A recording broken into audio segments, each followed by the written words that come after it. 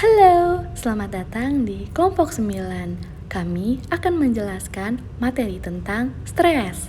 Perkenalkan, anggota kelompok kami ada Sistia Kasiani, Stephen Roberto, Olivia Putri, dan Rosmara Diana.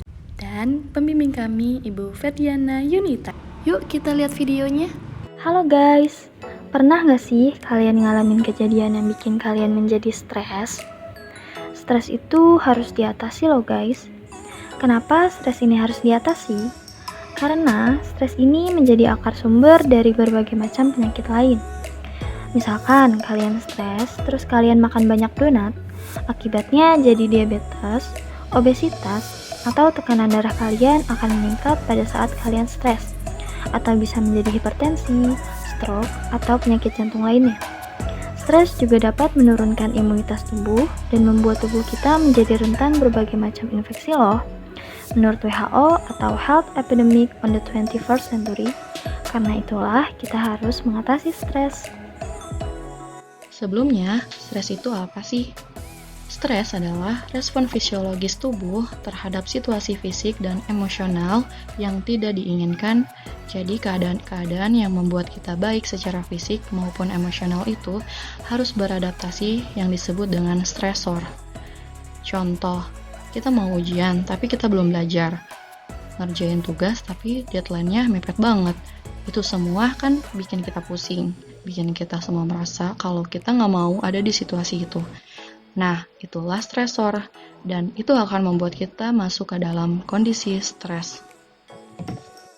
Tubuh merespon stres ini dalam dua jalur. Yang pertama itu HPA axis atau hypothalamus pituitary adrenal axis, yaitu di mana tubuh akan merespon dengan mengeluarkan kortisol atau hormon stres.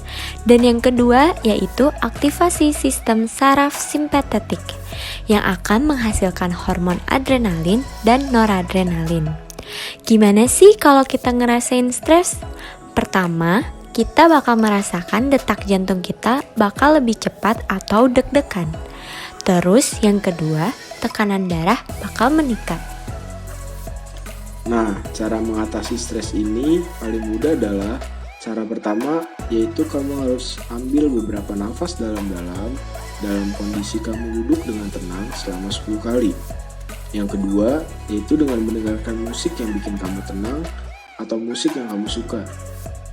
Yang ketiga, yaitu dengan massage atau pijat. Menurut artikel, efek massage ini ada dua, yaitu efek relaksasi atau efek stimulasi, dan minimal durasi massage yaitu 25 menit. Dan yang keempat yaitu mencium aromaterapi lavender. Menurut ilmiah, subjek penelitian setelah mencium aromaterapi lavender, aliran darah di tubuh akan menjadi lancar. Dan yang terakhir adalah olahraga minimal 30 menit. Olahraga bisa dilakukan di luar ruangan, bisa juga dilakukan di dalam ruangan, seperti workout atau yoga. Nah, itu dia guys, beberapa teknik yang bisa kita lakukan kalau kita merasakan stres.